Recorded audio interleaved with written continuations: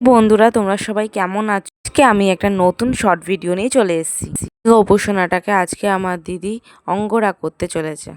ধুলোবালি পড়েছিল আর জামা কাপড়গুলোও ছিঁড়ে গেছিল আর চুলটাও মাথা থেকে উঠে গেছিল। তাই এই সব খুলে দিয়ে পরিষ্কার করে ভালো করে এটাকে অঙ্গরা করা হচ্ছে। তো চলো তোমাদের সাথে একটা গল্প শেয়ার করি। উপাসনাটা অনেক বছরের পুরনো, মানে ২৬ বছরের আগে। আসলে আমার বরমশাইয়ের মানতের গোপাল এটা। ইচ্ছা তো আছে মানতটা পূরণ করার। একটা পিতলের গোপাল কিনে আর এই গোপালটাকে সাজিয়ে গুজিয়ে দিয়ে আসবো, পিতলের গোপালটাও সঙ্গে দিয়ে আসবো।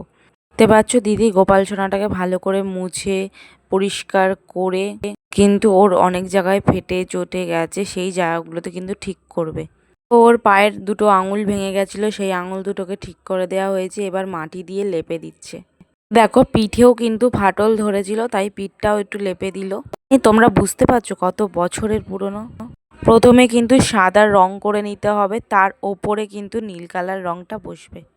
তো একদম বরমশাইয়ের মতন না। আর এই দেখো সাদা কালারের রং হয়ে গেল, এবার শুকাতে দিয়েছি, শুকনো হয়ে গেছে। এবার ওর উপর দিয়ে নীল রংটা দেবো। নীল কালার রংটা হতেই দেখো কত সুন্দর মিষ্টি লাগছে। কালার রংটা হয়ে গেছে, এবার শুকাতে দিচ্ছি। দিদি মাটি দিয়ে একটা লাড্ডু বানিয়ে ওর হাতের ওপর দিয়ে দিল। যেটার ওপর বসে আছে যেই পিঁড়িটা, সেটাও লাল রং করে দিচ্ছি, নীল কালার করে দিলে দেখতে বাজে লাগবে। তারপর হচ্ছে ও চোখ আঁকছে, দেখো চোখ আঁকা কমপ্লিট। এবার ওর মাথায় আস্তে আস্তে চুলগুলো গয়নাগুলো পরিয়ে দিচ্ছে। কাপড় আনা হয়েছিল, সেটা দিয়ে ওকে ধুতি বানিয়ে পরিয়ে দেওয়া হচ্ছে।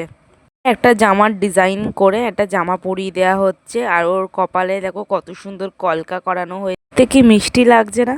ওকে যেখানে রেখে পুজো করা হবে সেখানে কিন্তু বসিয়ে দেওয়া হয়ে গেছে। চলো, ভাল লাগলে লাইক কমেন্ট শেয়ার।